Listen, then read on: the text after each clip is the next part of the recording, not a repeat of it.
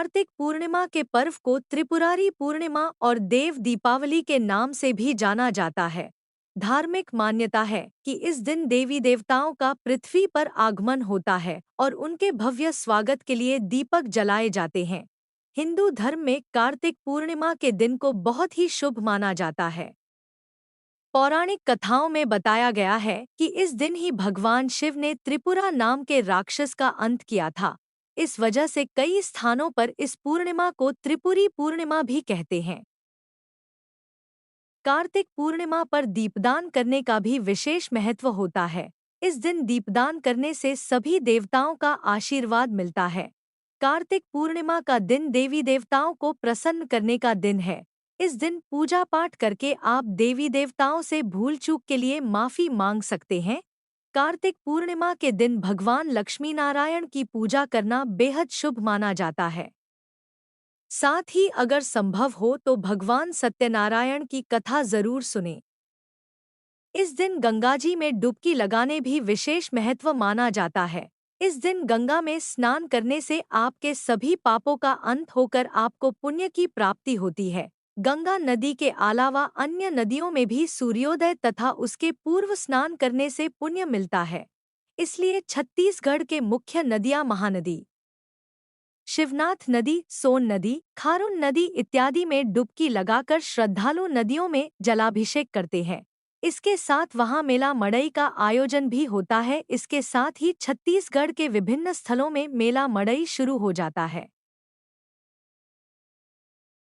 इस दिन जरूरतमंदों को दान करने का भी विशेष महत्व होता है। माना जाता है कि इस दिन का किया गया दान आपको कई गुना फल देता है। दान करने वालों को स्वर्ग में स्थान मिलता है। इस दिन गाय के बछड़े को दान करने से गुणवान संतान प्राप्त होती है। पौराणिक कथाओं में बताया गया है कि भगवान विष्णु का प्रथम अवतार भी इसी दिन हुआ था। प्रथम अवतार के रूप में भगवान विष्णु मत्स्य यानी मछली के रूप में प्रकट हुए थे। इस अवतार में भगवान विष्णु ने इस संसार को भयानक जल प्रलय से बचाया था। साथ ही उन्होंने हयग्रीव नामक दैत्य का भी वध किया था, जिसने वेदों को चुराकर सागर की गहराई में छिपा दिया था।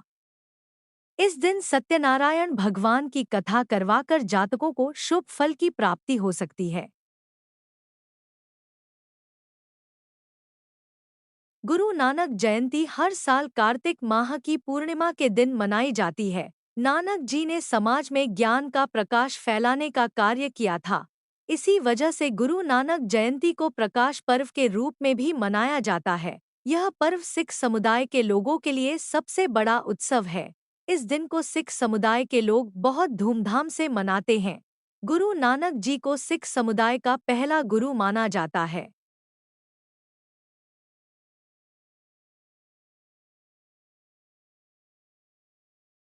इसी प्रकार शिव पार्वती के ज्येष्ठ पुत्र भगवान कार्तिकेय के संबंध में भी एक कथा है, जो इस दिन उनकी पूजा के महत्व का वर्णन करती है।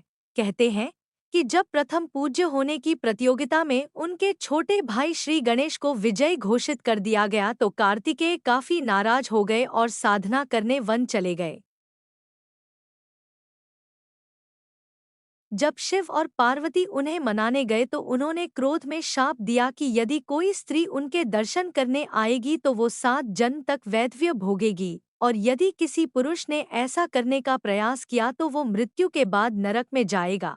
बाद में किसी तरह महादेव और देवी ने उनका क्रोध शांत किया और उनसे कहा कि कोई एक दिन तो उनके दर्शन के लिए होना चाहिए। तब कार्तिकेय ने कहा कार्तिक पूर्णिमा पर उनका दर्शन महाफलदायी होगा। इसीलिए साल में एक ही बार वो अब दर्शन देते हैं। इसी वजह से उनका एक ही मंदिर है जो ग्वालियर में है। 400 साल पुराने कहे जाने वाले इस मंदिर के पटवर्ष में एक बार कार्तिक पूर्णिमा की रात को खोला जाता है और प्रातःकाल स्नान पूजा के बाद 1 साल के लिए बंद कर दिए जाते हैं।